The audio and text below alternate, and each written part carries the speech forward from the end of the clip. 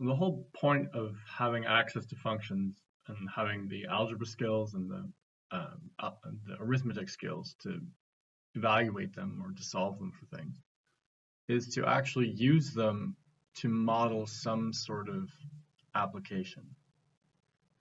So if you're thinking about a quadratic, they're either shaped two ways.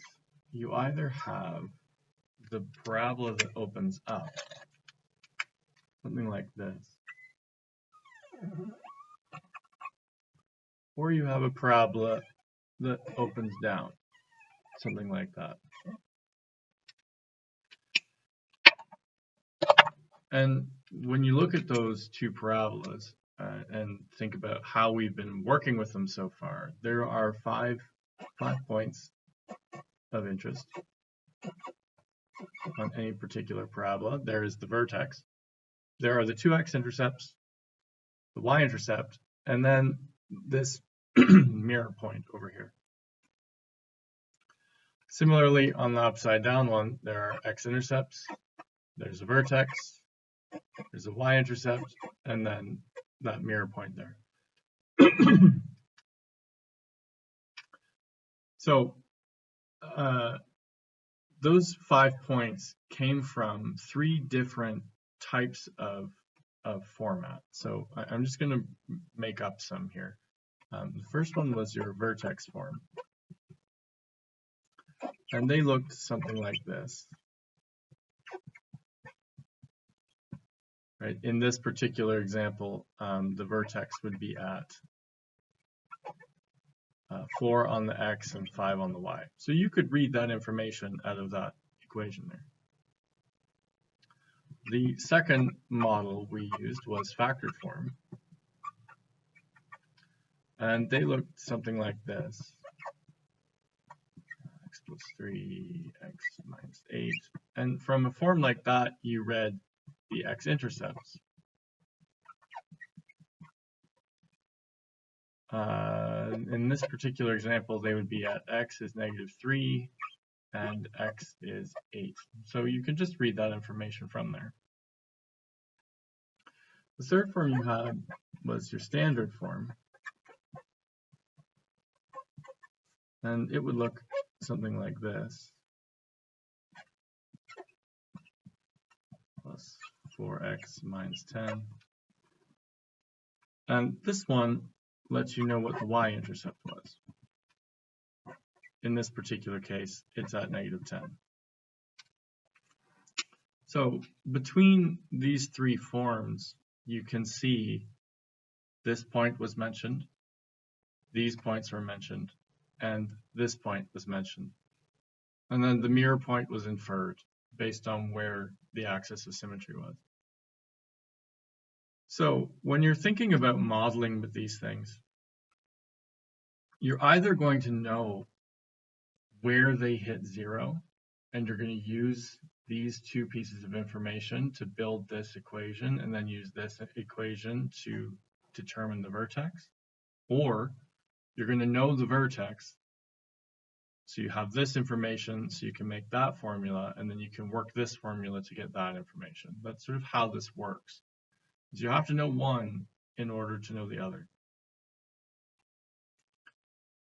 So if you look at all these forms, the only thing they all have in common is this number out in front, the a value. So I'm just going to change this to an a so you can see where it sits on every single one of these.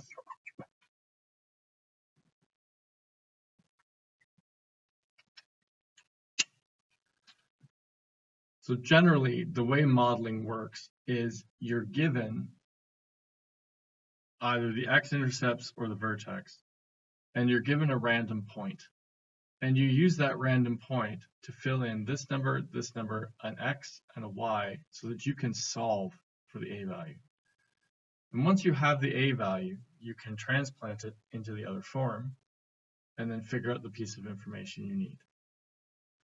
So I'm going to clear these forms off, and we'll try and do that.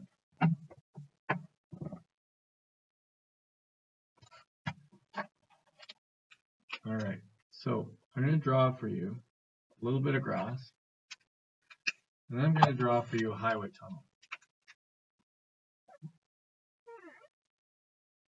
Like that. So I have a highway tunnel.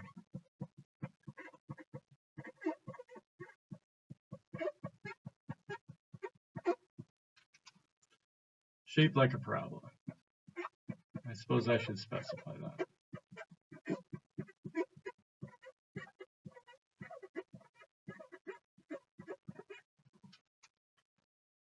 Now you probably would have called that an arch. If you go out for a walk and you can see lots of buildings, especially if you've ever been downtown Toronto or Kitchener, even any place that has a wide variety of buildings, you'll look for archways, and there are a lot of parabolic archways. This particular shape is good for supporting lots of mass above it. So what do I know about this arch? Well, the first thing I'm going to come up with is I'm going to tell you that the bottom of the arch is 15 meters wide.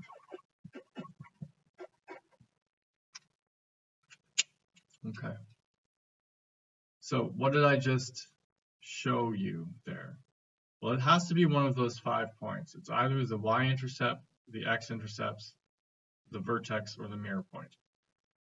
And if I look at this here, the ground is kind of serving as the x-axis, and the y-axis would be, well, basically wherever I want it to be, but I'm going to choose to put it there so that I have an x-intercept at 0, and I have an x-intercept at 15. So right away, I can start filling in a factored form of this parabola. Y equals a x minus 0 will be my one x-intercept, and x subtract 15 will be my other one. Now, that's not done. You can see that it's not done because the a value is not filled in. So for me to actually get an a value, because I don't have any more information about this parabola, I'm going to give a little extra information. If you have a highway tunnel, then you're going to need to put trucks through it. Let me draw a truck for you. There you go. Art school. We're going to add a little condition here that this particular highway bridge has to be tall enough for a truck to fit under it. So the arch must be, now let's make up a number. Let's see, I think a truck, a transport truck, they're not 12 feet tall. So 4 meters is probably a good amount of clearance. Must be 4 feet tall, 1.5 meters from the edge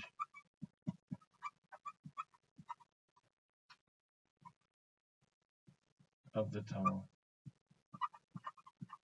Now I'm just making up numbers because I'm trying to construct a word problem here. I'm trying to construct an example of like a model or a problem that you can solve.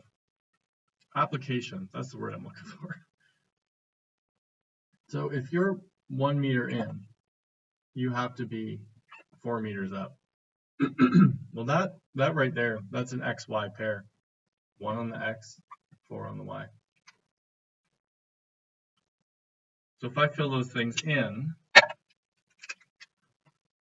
the Y value has to be 4 when the X value is 1.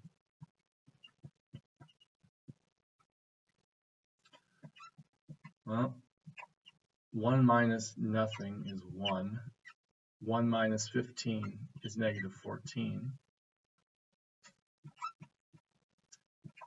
1 times negative 14 is negative 14.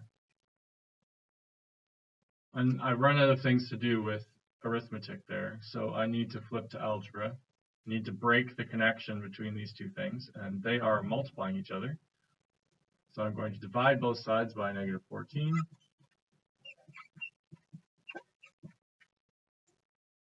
And you could either do 4 divided by 14 and get a decimal, or you could leave it as 4 over negative 14, or you might notice that that reduces to 2/7.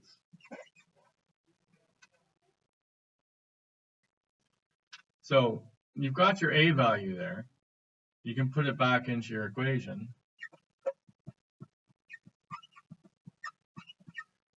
X minus 0, x minus 15. And you've now generated the equation of a parabola that meets all of these conditions. It happens to be 15 meters wide at the base, and it happens to be 4 meters high, 1 meter, I said 1.5. Let's just make that 1. Happens to be 4 meters high, 1 meter in. Well, great. Tell me something else about that parabola. Well, now that you've generated this, you have accidentally determined where the vertex is. Right? This point is the vertex of this particular formula. So where is it? Well, I'm not sure. So that's what the question is here.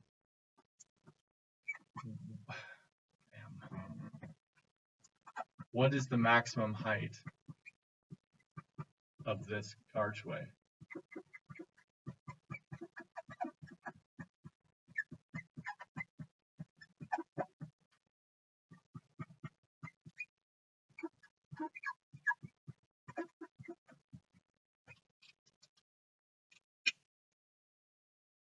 Well, I used all the stuff in blue, right? The context of the application to build a factored form. And now that I have a factored form, I just have to write the vertex form. So we did factor to vertex. Let's see, convert to vertex form.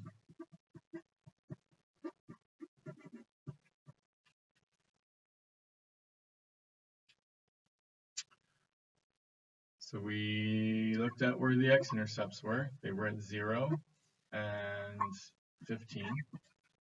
So dead center would be 7.5. So I know the x value of my vertex is 7.5. I just have to plunk the 7.5 in as my x values to come up with the y value. Y would be negative 2/7. 7.5 subtract 0, 7.5 subtract 15.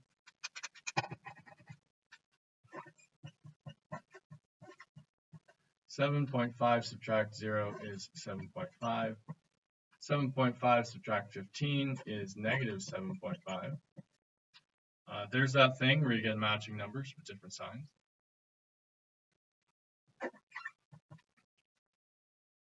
So negative 2, I'm just going to run all this through my calculator here. Negative 2 divided by 7, 7.5 times 7.5 is negative 56.25. And take that number, multiply it by 2, divide it by 7, you get 16.07 meters.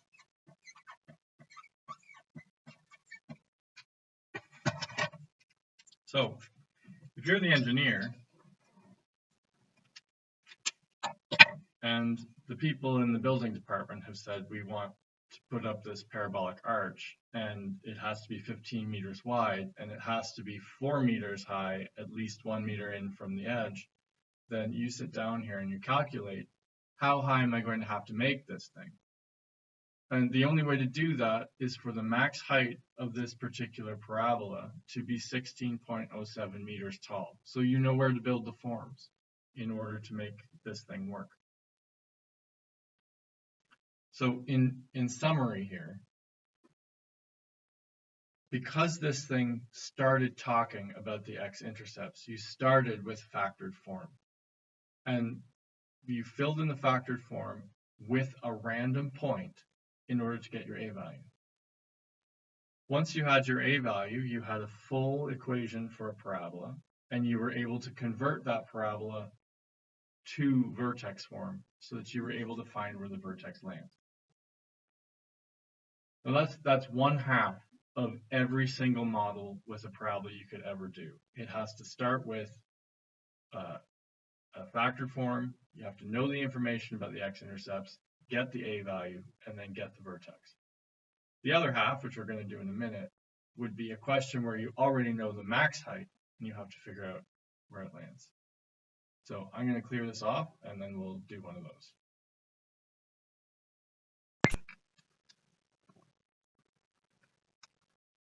All right, so new problem. We're going to let you stand on top of the high ground here.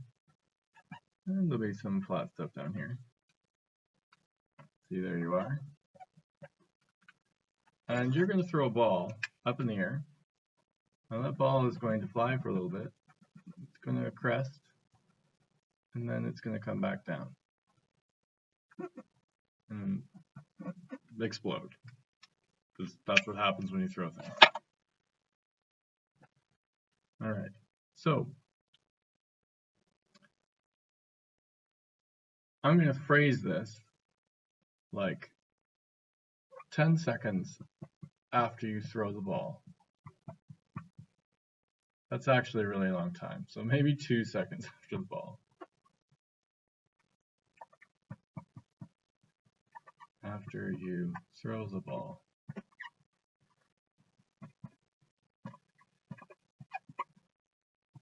It hits its maximum height.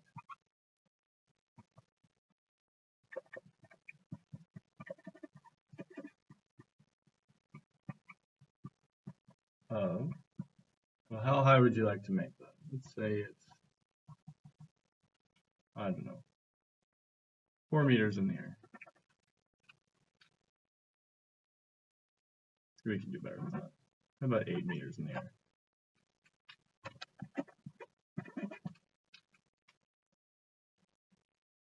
Okay. You happen to be standing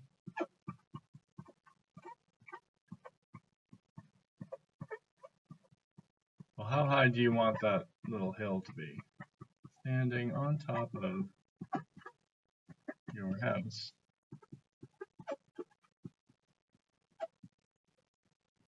Which is 3 meters high when you throw the ball.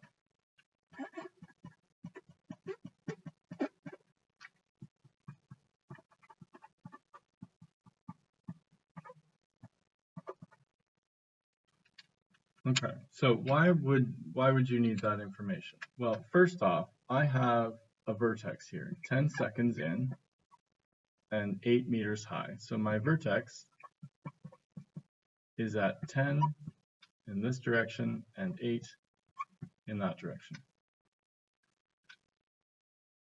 If I start filling in my vertex form, a x minus 10 squared plus 8. Just like the last example, I need an xy pair to put in here so that I can solve for a. And that's what I've done there. If I look at where I'm going to set up my axis, if I make this place 0, because that's where time was 0, I hadn't thrown the ball yet, I know that my height is 3 meters. So this particular point here is 0 on the x and 3 on the y. That gives me an xy pair to put in so I can solve for a. So I'm going to do that there. 3 on the y, 0 for the x. Negative 10 squared is 100. Subtract 8 from both sides.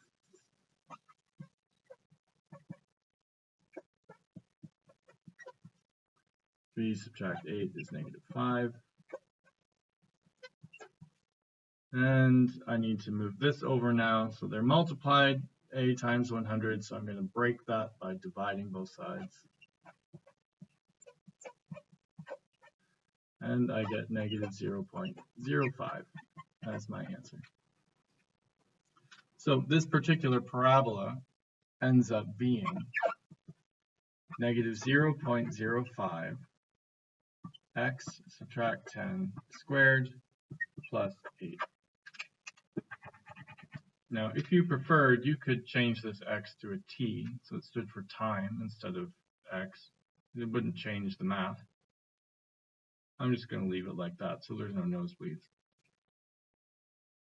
So if you think about your 5 points, I was given the vertex. I have a y-intercept here. Mirror point would be there, and my x-intercepts are here and somewhere over there.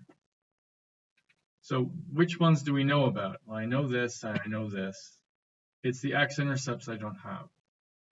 So I need to phrase a question about the x-intercepts here. And in this particular drawing, the x-intercept looks like where it hits the ground. So that's my question out of all this. The blue text set up the information. The pink question is, where does the ball hit the ground?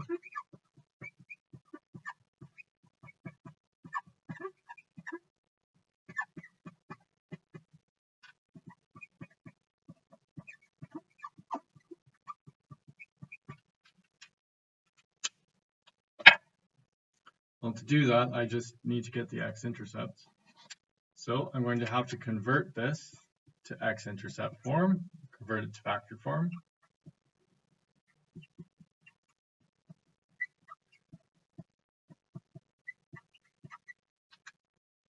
Now, we did that by setting y to 0. That's where the ground is. And solving for x. There's a whole lot of algebra to do there. So I'm just going to make myself that list of things that I'd have to do in order so I know how to systematically undo them. If I started with x right there, that just tells me the first thing I'd have to do to it is to subtract 10. After I subtracted 10, I would have to square it. Once I've squared it, I would have to multiply by negative 0.05. After I did that multiplication, I'd have to add 8, and that would give me an answer of 0. So this equation is giving you a list of steps to turn some mystery number into a 0. If you follow those steps exactly backwards, then you have a recipe for turning a 0 into that mystery number. So how do I undo adding 8? I subtract 8 from both sides. That's how I know to move this first, because it's the last thing I would do going forward. So it must be the first thing I'm doing, going backward.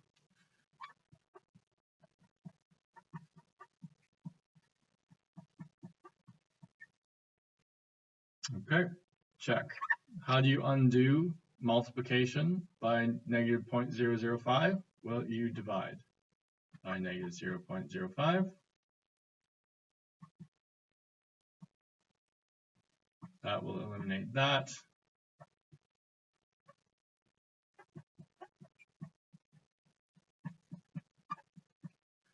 So negative 8,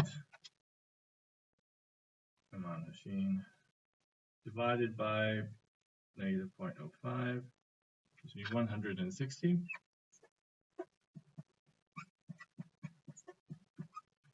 So check, that's been undone.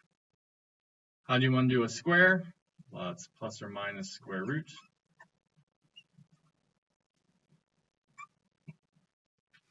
So the square root of 160 is 12.649.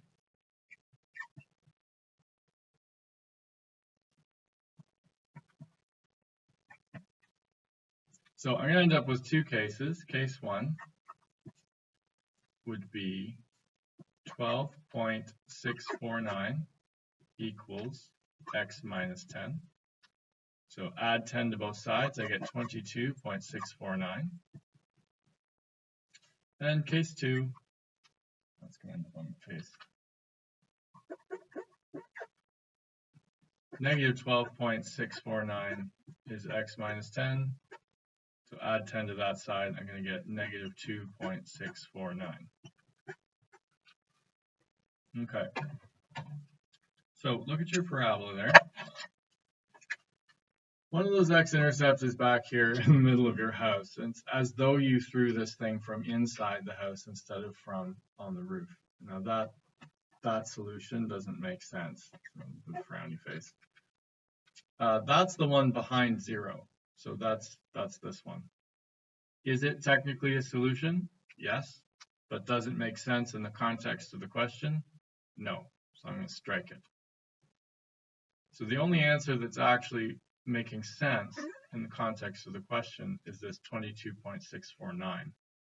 So if you throw a ball from on top of your 3-meter house and it hits a maximum height of 8 meters 10 seconds after you throw it, that ball must land 22.649 meters away from where your house is.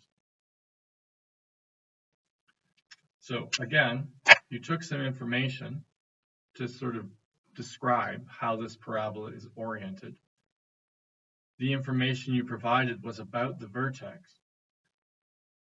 And then you used that vertex in order to build the equation so you could calculate the x-intercepts. So vertex in, x-intercepts out. X-intercepts in, vertex out. That's kind of how this works.